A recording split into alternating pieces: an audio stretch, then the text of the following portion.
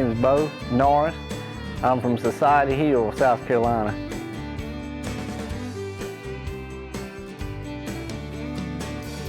The history of Beau's farm stretches back to the Civil War. He farms some of that same ground today. Beau began farming this land in 1998. Our farm originated, my grandfather and his cousin used to operate the farm, and I took over in '98. Then my brother joined in. He helps on the farm. He came in 2004 when he got out of high school. But our farm has been in our family since Civil War times, right here on some of the same dirt we're farming right now. Beau told us his land comes with unique farming and management challenges. Our area is a little bit funny to farm than other parts of the world. We have a lot of, we have some rolling hills, we have some flat land. We have a lot of different soil types.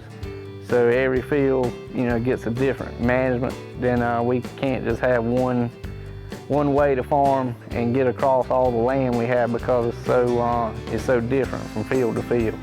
Crop production outside Society Hill is an ever-changing opportunity. We've changed our planting practices quite a few times to find something that suited the type of land we have and the changing land conditions we have. In the long run, we're doing a better job, even though we're burning a little bit more diesel fuel. We're getting more of that high-priced seed back where it can make us some money instead of just putting it in dirt and it doesn't come up or not in the perfect seed bed. Beau recalls that his desire to farm came early in his life. Beau tells us about a photo made of him. He was 7. I've got a picture that I think our county director had taken of me back in 1986. I remember the year, it was a real dry year, kind of like the one we're having now. I got the picture in the living room, and now when I look at it, it just reminds me how young I was into farming. With changing markets and always unpredictable weather, both in South Carolina and around the world, Beau says crop diversification is critical. We have to diversify, and so we were mainly just a grain farm when I started farming, and eventually diversified into cotton, grain sorghum, added peanuts, added turkeys. We have more irons in the fire where if something goes wrong with one crop or one entity, we're not so dependent on that one to have a good outcome for the year. To help assure high yields, Beau has added and is adding large irrigation systems to his operation, including drip irrigation. Irrigation is becoming increasingly important in our operation because of our weather patterns we're having, especially here in the southeast. I used to get told, we couldn't afford irrigation, and now we're seeing that we can't afford not to have irrigation. In a further bit of diversification, Norris Farms added a turkey enterprise.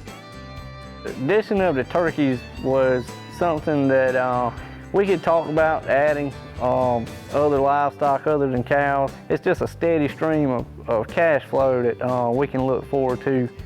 More recently, Beau and his brother Patrick have added a diesel, gas, and propane sales and delivery business to their operational mix.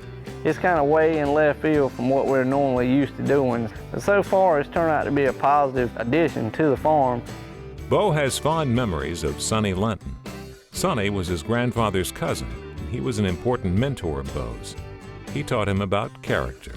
He was my go-to whenever I had a question about, new expansions or equipment, whether stuff would be feasible or not feasible. He'd be one I'd get a lot of input on.